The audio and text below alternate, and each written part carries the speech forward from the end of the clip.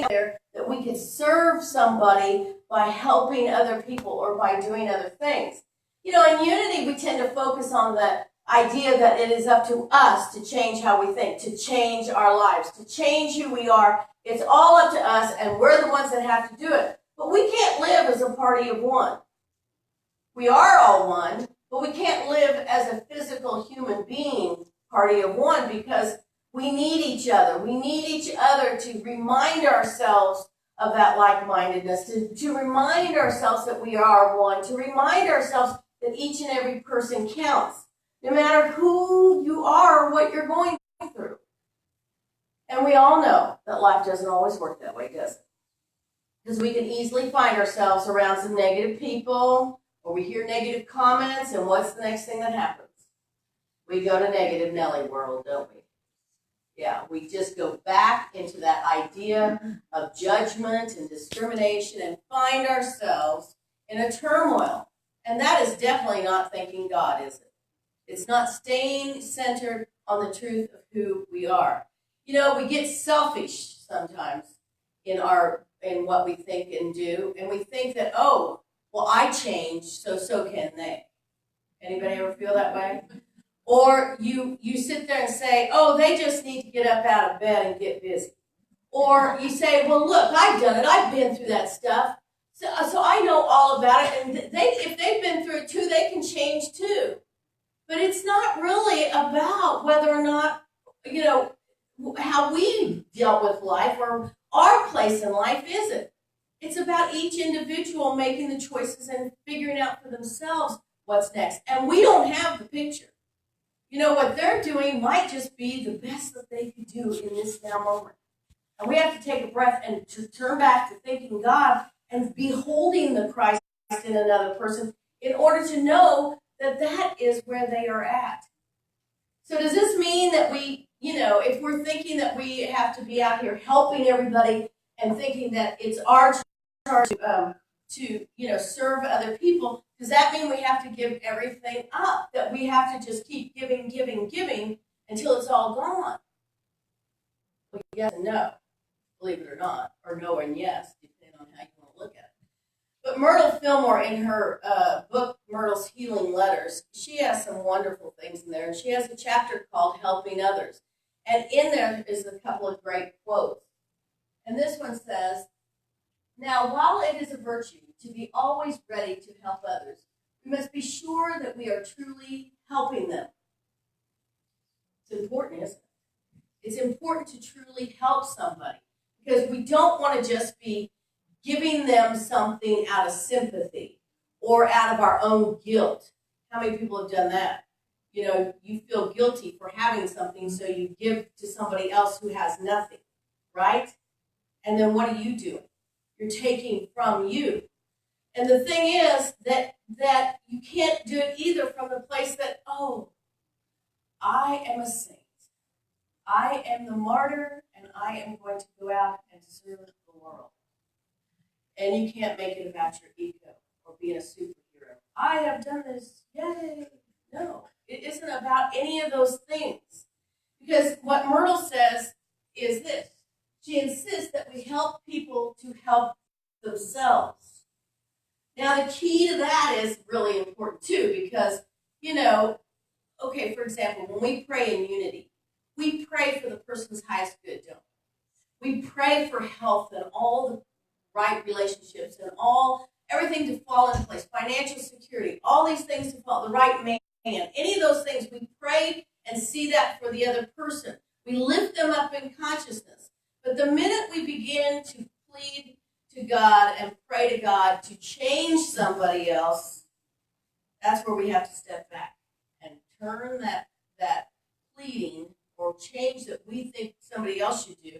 We need to reflect it back to ourselves and see what it is in that pleading, in that longing for change in somebody else that actually needs to change within ourselves.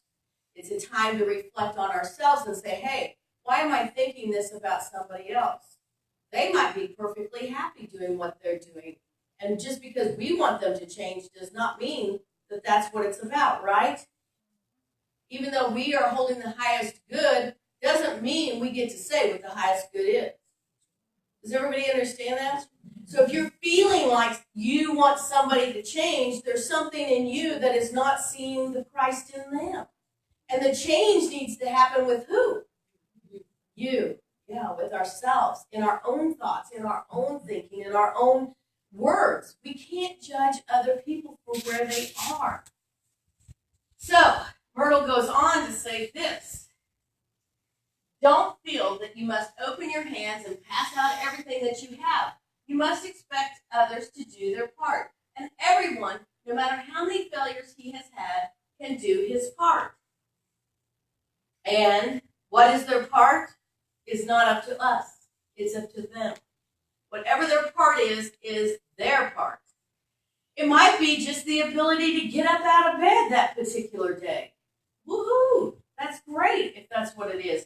We do not have to say. We don't know what their part is. The only person that knows is them. Just like for us, we don't always listen to what somebody else tells us to do we? We figure out for ourselves what is our part in this particular situation and how to change it.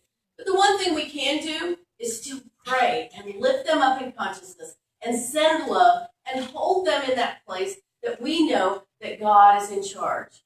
We have to give Spirit a chance to work in that other person's life. We don't always do that, do we? Somebody has an issue. I mean, even the guy out there on the street begging for money at the intersection by the mall, he's out there every day with his sign. And I think to myself, well, are we really helping him, giving him $1 or $2 or whatever? I don't know. But the thing is, it's not our part to know. It's our part to know, are we able to do that today? Are we willing to do that today? And do we feel comfortable with doing that today? And if it's our last dollar, then no. Or if it's not coming from a place of love, then no, we don't do it. We only do it if it is from that place of love and beholding the Christ in another. The thing is, too, that we have to think about giving people a hand, not a hand out, but a hand up, and helping them. And that's how we turn people on. That's how we turn on, actually. We turn people on to the truth of who they are as a spiritual being. Every time that we feel ourselves turned on, we can model what it's like to turn on that Spirit of God. Don't you feel it? Do you feel like you can turn on the Spirit of God within you? And sometimes don't you feel it? Maybe a particular song comes on the radio. Maybe you picked up the daily word that day and you started reading it. Maybe you sat here in service and you felt it.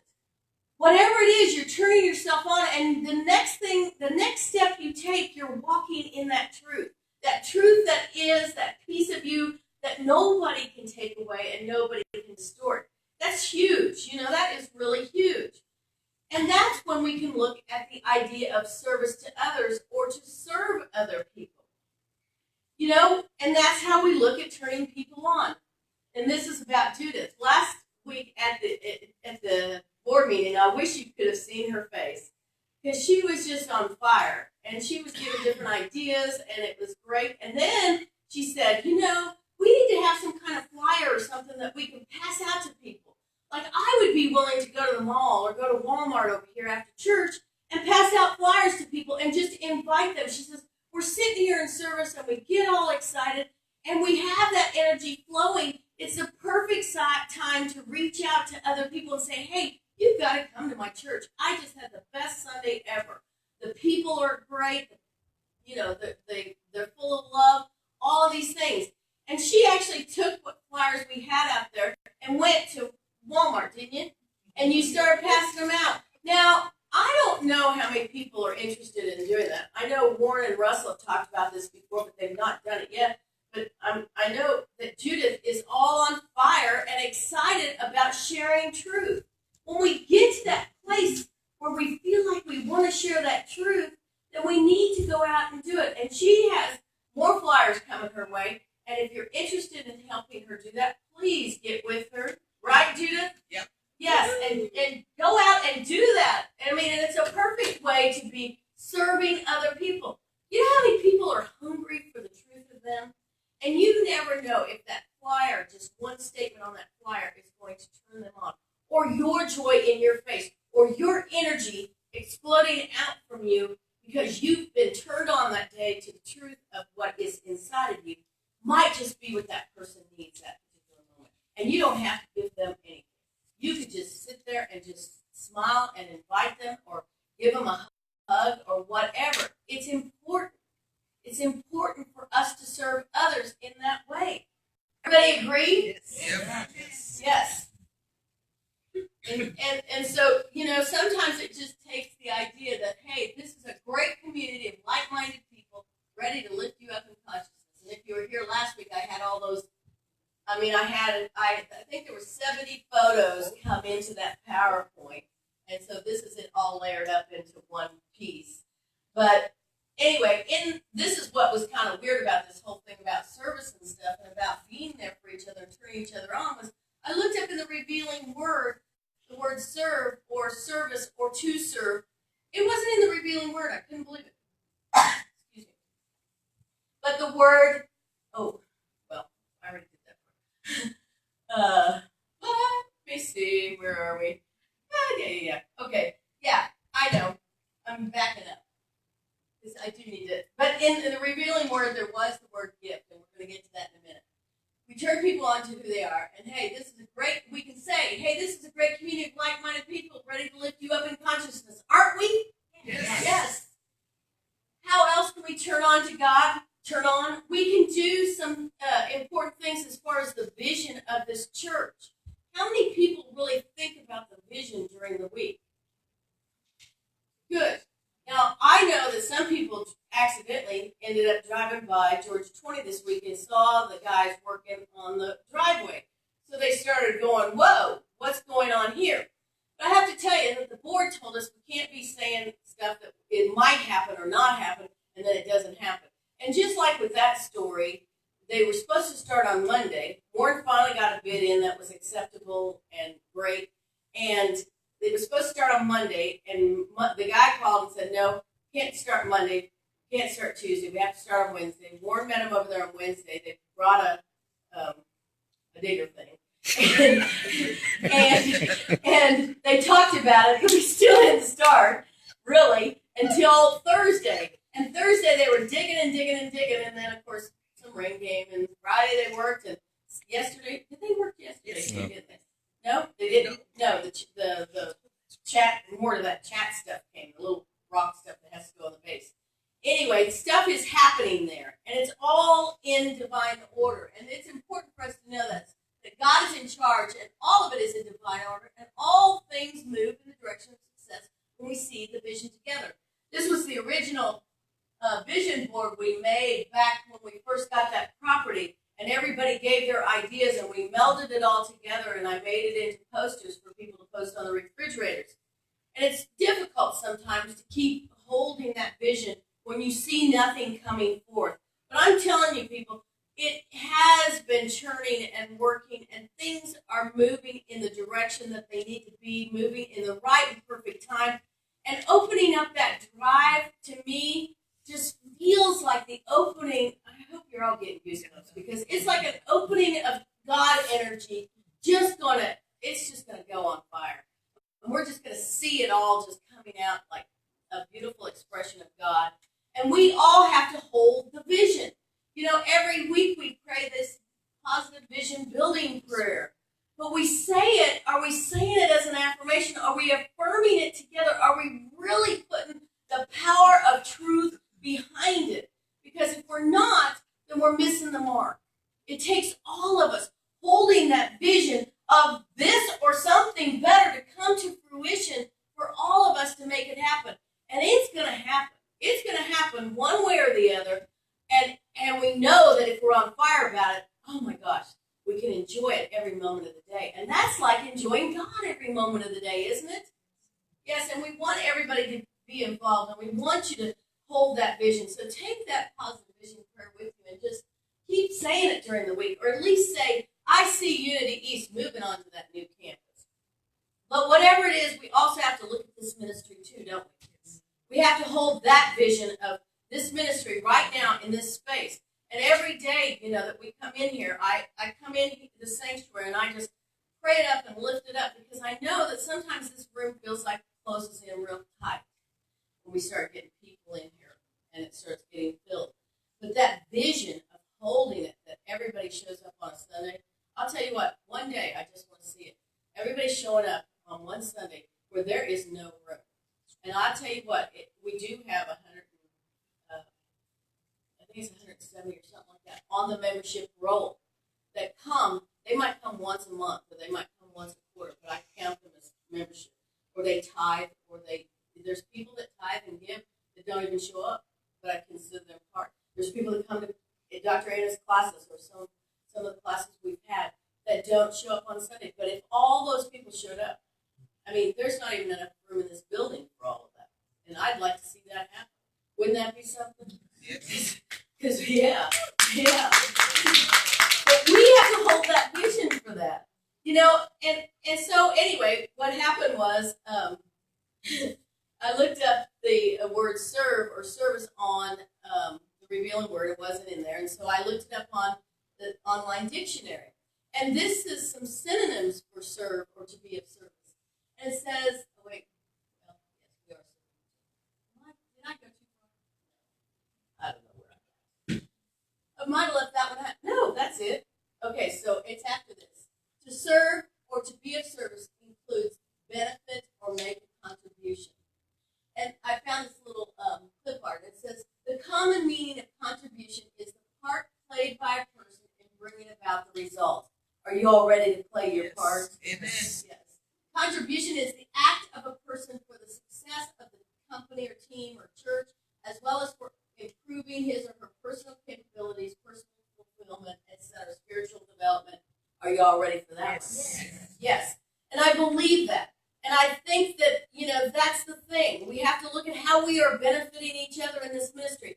How are we serving each other? And there's so many ways to do that. What are you contributing? And I don't mean just financial, although we do have sustaining members that have committed to giving so much to this church every month, let alone willing to give up and beyond that. And, if you're interested in learning more about sustaining members, talk to Russell Moore, our board president, or Bill Sawyer, our treasurer. Both of them can help you with that. But I'm also talking about sharing your talents. Do you have any workshops or classes? Well, there's a sustaining member. And so the sustaining member has agreed to give so much every month, no matter what. Do you have any workshops, classes, fun activities, or ideas you'd like to share with everyone? Because it is about sharing your talents. It's about sharing an idea that you have. Whatever. You see trivia night up there. Mark, hey, how many years ago now? 2 or 3? 3? 4? Yeah, we're working on year 4. Yeah, I thought we were on 4. That's what I thought, but I was like, wait a We're minute. about to start year 5, actually. Well, good. September's the first one. And Mark, the first time Mark came, Jackie was coming here, and the first time Mark came was to the back to school picnic. And he came with the boys, and he's come every Sunday since then, except for when he's out of town for sick. But that's only happened a few times. But anyway, other and helping each other make an activity successful or making something happen here to build, community and to build that energy of what all we can do. The Unlimited Abundance Society has that manifestation store, and they share their talents through that thing. And that's a part of being creative and supporting. Maybe that's not your thing at all, but maybe you're looking for a team to join. And if you're looking for a team to join, that's a way to share your talents. We have a list of teams out there outside the youth ed room, and you can talk to the chairs or the co-chairs, or you can talk to somebody on the team and see if that's something you're interested in joining or being a part of. That's a way to give back, to serve, to turn yourself on to something that can help your spirituality grow. Every time you interact with somebody else, you are building a spiritual relationship with them, which can build a bigger relationship with each other. Well, since that serve wasn't in the Revealing Word, I did look up the word gift, because really that's what we're talking about, right? Giving of our gifts. And gift says the manifestation of spirit in each of the members of the Christ body, according to each man's receptivity, giving to each member a particular work in the development of the individual. Isn't that powerful? We all have it in us, whatever we need to serve or to be of service. It's all within us. It's a gift that is given to us, and all we have to do is activate it. When we recognize the Christ within, that spiritual self that we have within us, we turn on to the ability to do so many great things and to share our talents with each other. And what happens is those divine ideas will come forth. Just like me going to the jar and Judith getting up and coming over here and seeing that. That was a divine idea that was sparked in me, that was sparked in her, that resulted in the stone going back to Mickey that fell out of her ring. I mean, that is listening to spirit in the smaller sense, but at the same time, it built a connection between us three. And then beyond that, because it affected more people than that. And that's how simple it can be. That's how simple it can be for all of us to just keep connected and grow in that. And one divine idea will result in other divine ideas. That Sunday Manifestation Store. Every one of the people that have participated in that Sunday Manifestation Store have turned around and created more items and even perfected what they have done. And I've seen it. Maria, even with her crochet, she evolved it and made more things. Dee Dee did jewelry on top of her wreaths and all that. Sam and Judy are doing new things each time. Sam's getting ready to show you some new things next week that they have worked on. And it's a beautiful, if we are turned on, we come from a place of compassion and empathy. That's the next best part. We're no longer in that place of sympathy or feeling like we need to just help them because those poor people that are, don't have anything. We're not coming from that place anymore. We're coming from a place of empathy and compassion.